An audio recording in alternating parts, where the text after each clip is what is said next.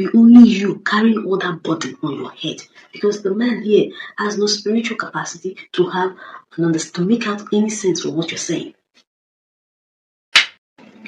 Hello friend, and welcome to Crystal Corner with Juddy, where I share my personal thoughts based on biblical principles. On today's episode, we will continue our conversation on single and whole, and today we are looking at do not be unequally yoked.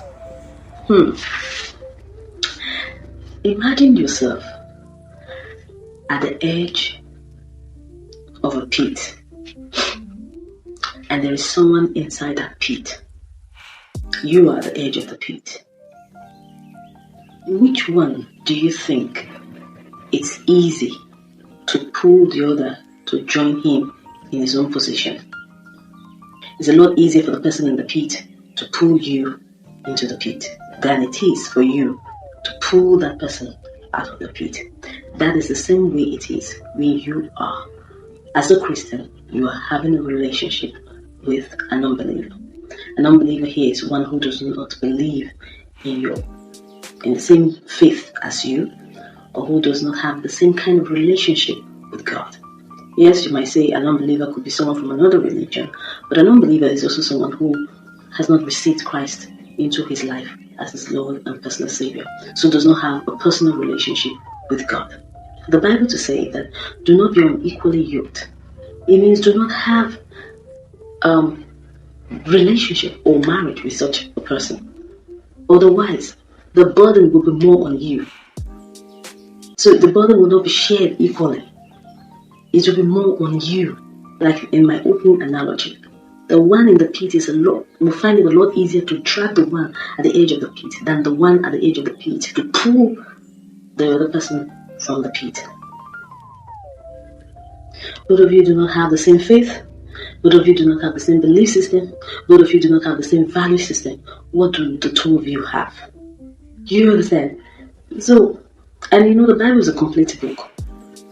But this is one advice from the Bible, or one instruction from the Bible, that quite a number of single Christians work against or do not obey.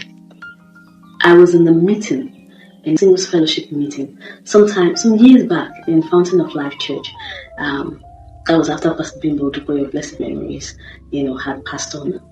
And I think the person who was coordinating the singles fellowship was Pastor Kunle. It's been some years back, and we were having this particular conversation about, believers being married to unbelievers.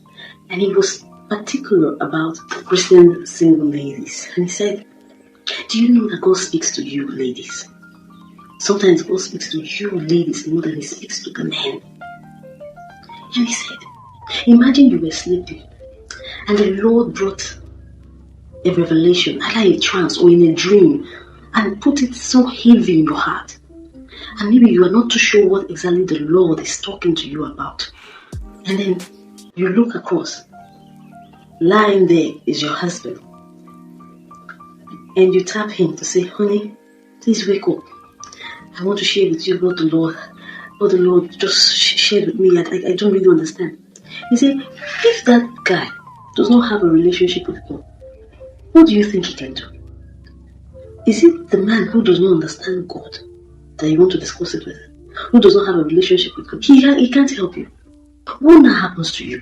It will be only you carrying all that burden on your head, because the man here has no spiritual capacity to have to make out any sense from what you're saying. I know there's that desperation. I know. And that desperation is pushing quite a number of singles, particularly ladies, to end up with guys who do not have a relationship with God. People from different religions.